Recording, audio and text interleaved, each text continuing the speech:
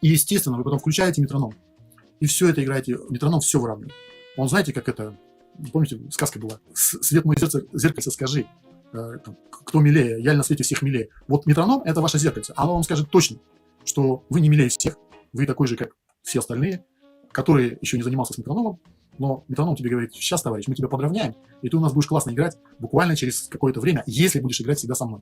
Метроном не игнорируйте никогда. Ученики немножко начинают, такие: неохота. Он всегда... Нет, ну понятно, что метроном всегда играет неровно. Это козе понятно. Тут даже любого спроси, сейчас выйди на улицу, любого спроси ученика, он скажет, что метроном играет всегда неровно.